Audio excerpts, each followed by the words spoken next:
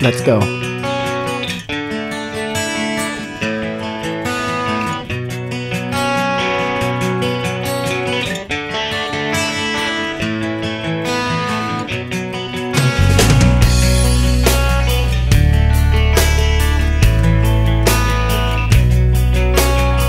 আসসালামু আলাইকুম সবাইকে। আশা করি সবাই যে যা জায়গা থেকে ভালো আছেন, সুস্থ আছেন, সুন্দর আছেন। আজকে কিন্তু একদম সরাসরি রান্নার থেকে শুরু করলাম। আমি আগেও বলি, আমি কোনো কিছু পরিকল্পনা নিয়ে কোনো কাজ করি না। আমার পরিস্থিতি আমাকে যেটা করতে বলে আমি আসলে ওইটাই করি। যেহেতু আমার ব্যাক টু ব্যাক বেবি, তো সেই কারণে কিন্তু আমার কাজের সিস্টেমটাও কিন্তু একটু ভিন্ন প্রকৃতির। আর এর সাথে কিন্তু আরেকটা জব আমার অ্যাড হয়েছে জীবনে, সেটা হচ্ছে ইউটিউবিং, যেই জবে চ্যাট নেই, চ্যাট ছাড়া জব। আর চ্যাট ছাড়া জব আমি কেন বললাম বলেন তো? বলতে পারছেন না? আমি তাহলে বলি। কারণ যখন ভয়েস দেই, জি মামি অনেক সুন্দর লাগে, তুমি একটা হেয়ার কাট করেছো দেখি। No no, don't do that. No no, hair cut আমি করে দিব নে। ঠিক আছে, তুমি তুমি ড্রয়িং করো, আমি দেখছি না তুমি কি ড্রয়িং করছো। ও, চ্যাট ছাড়া জব সম্পর্কে বলতেছিলাম। তো চ্যাট ছাড়া জব এই জন্যই বললাম, যখন ইউটিউবে ভয়েস দিই, তো যখন সময় পাই তখনই কিন্তু ভয়েস দিই। এখানে কোনো নির্দিষ্ট আমার টাইম নেই। তো টাইম ধরে একটা নির্দিষ্টভাবে সুন্দর গুছিয়ে কথা বলা, মানে একটা পরিবেশ লাগে, সেই পরিবেশটা আসলে আমার কাছে নেই। আমার যা মনে হয় আমি তাই বলি। তো এখানে কোনো লিখে বা মাথায় যা আসে মোট কথা তাই আমি বলি। তো বিভিন্নভাবে আমি ভয়েস দিই। যখন একটু বারান্দা যাই তখন ভয়েস দিই, যখন দেখি বাচ্চারা খেলছে তখন একটু ভয়েস দিই, যখন দেখছি বাচ্চারা একটু মানে আঁকাআঁকি করছে তখন একটু ভয়েস দিই, রান্না করার সময় ভয়েস দিই। মানে মোট কথা যখন তখন দাঁড়িয়ে এদিকে ওদিকে, মানে পুরা ঘরেই আমি দাঁড়িয়ে দুড়িয়ে এখানে ওখানে আমি ভয়েস দিই।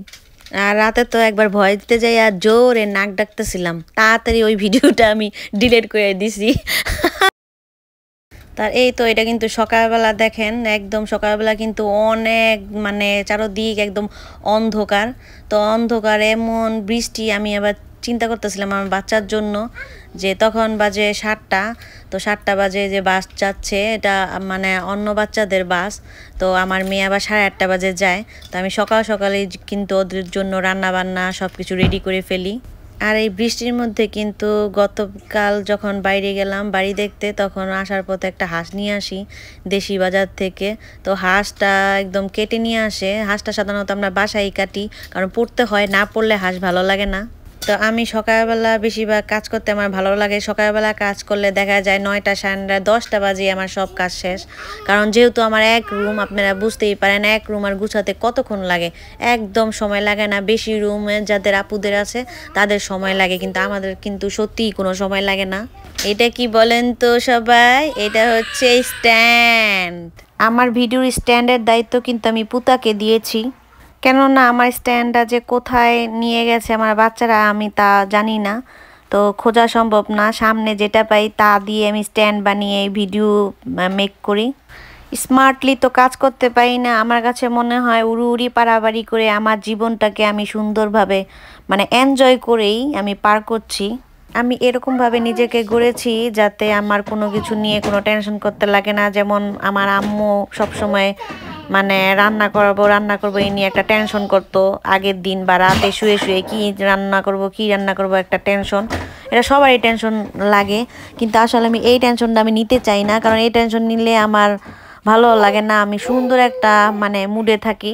আমার কাছে মনে হয় আমার পরিস্থিতি বা আমার যখন আমার সময় হবো তখন আমি সব কিছু করবো। এটা নিয়ে আমার শুধু শুধু টেনশন করার কোনো প্রয়োজন নেই। আর এই টেনশন মুক্ত করার জন্য নিজেকে আমি কিন্তু দিনে যে কোনো সময়ে মাছ অথবা মাংস যেটাই রান্না করব সেটা আমি বের করে রাখি। বের করার পর আমি ধুয়ে পরিষ্কার করে রাখি, কারণ ধোয়া থাকলে মাংস বা মাছ খুব ইজিলি রান্না করা যায়। আর মাছ আর মাংস মানে রান্নার থেকেও আমার কাছে মনে হয় ধোয়া জিনিসটা কঠিন। সারা বিকেল সন্ধ্যা রাতে না টেনশন করে যদি আমরা দিনের যে কোনো একটা সময়ে মাইন্ডসেট করে কি রান্না করব তা যদি আমি ক্লিন করে রাখি, তাহলে আর সারাক্ষণ কি আনবো এই টেনশন আর করতে হয় না। আবার যেদিন আমি সময়টা না পাই বা বিভিন্ন কারণে আমি মাছ বা মাংস যখন বের করতে না পারি, তখন কিন্তু মাছ মাংসের আশায় আমি বসে থাকি না, কারণ আমার মাছ মাংস আগেই বললাম আর ধুইতে বেশি লাগে সময়। তখনই কিন্তু আমি ডিম বসাই দিই, ডিম আর আলু দিয়ে খাওয়া শেষ করি। আর এখন বাজে 7:30, 7:30 বাজে কিন্তু সমস্ত রান্না বান্না শেষ। তো বাচ্চাকে খাওয়াচ্ছি, আর এইদিকে আমার ছোট ছেলেকে আমি জামা খুঁজে পাই না, হাতে যেটা পাইছি ওইটাই পরে রাখছি। এটা হচ্ছে আমার ছোট মেয়ের ড্রেস। তো মেয়েদের ড্রেস তো কি হয়েছে, সামনে যেটা পাই ওইটাই পরাইয়া মানে ম্যানেজ তো করি, এটাই হলো বড় কথা। বড় হলে হয়তো বা আমার ছেলে আমাকে বকা দিতে পারে যে তুমি আমার মেয়েদের ড্রেস পরাইছো কেন। আমার বাচ্চাদের সকাল সকালে একদম 7:30, 8টা, বেশি হলে 8:30টার মধ্যে আমি সবাইকে খাওয়াই, কারণ পেট ঠান্ডা তো সব ঠান্ডা। ওদের খাওয়ানোর পর আমার বাকি কাজগুলো করি, কারণ বাচ্চাদের কাজের সময় বাচ্চাদের ঘেনাঘেনি পেনারপেনি আমার একদম ভালো লাগে না। আমি ওদের একদম ঠান্ডা করি খাওয়ার পর, ওরা খাওয়ার পরে একদম খেলাধুলা করে আর আমি আমার মতো কাজ করি। আর এদিকে আমার বাচ্চার জন্য আবার রান্না করেছিলাম বিরিয়ানি, তো সেই বিরিয়ানি বক্সে আমি দিচ্ছি ওকে। আর এই যে এই অবস্থা, মাঝে মাঝে আমার কড়াইতেও আমি বাচ্চাদের খাওয়াই দেই, মানে সামনে বাটি বুটি মানে একটা নষ্ট করব, দেখা গেল এই বাটিটা ওই বাটিটাই নিয়ে আমি খাওয়াই।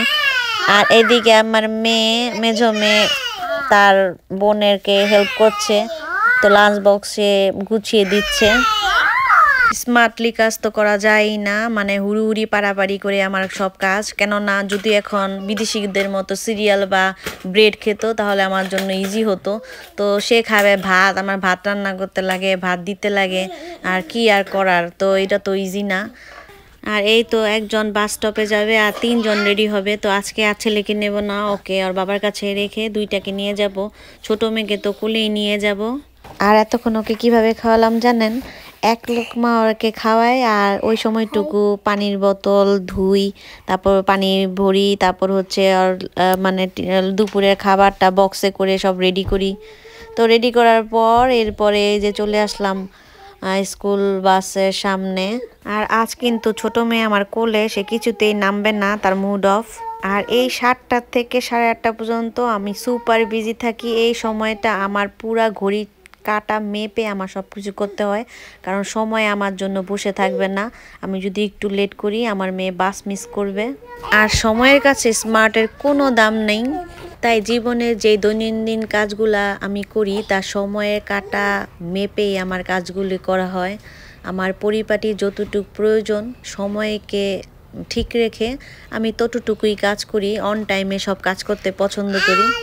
আর এর দেখেন টাইম ঠিক করতে গিয়ে আমার জুতা পাই না, তারপর আমার হাজব্যান্ডের জুতা পরে দৌড় দিছি, তো তাই আবার জুতা খুলে গেছে। আর মেয়ে তো কোলে, আর মেঝো মেয়ে জুতাটা আমাকে পরিয়ে দিচ্ছে, তো পরাতে তো পারে না, যাই হোক যাই পারছে। তো এই হচ্ছে অবস্থা। এই জুতা খুঁজতে খুঁজতে আমার মেয়ের দেখা যায় বাসেই চলে যাবে, যার কারণে যা পাইছি তাই পরে দৌড় দিছি। আর আমিও কিন্তু সকাল সকাল একদম ভাত নিয়ে বসি, কারণ সকালবেলা আমার ভাত না খেলে ভালো লাগে না, আমার সকালবেলায় ক্ষুধা লাগে বেশি।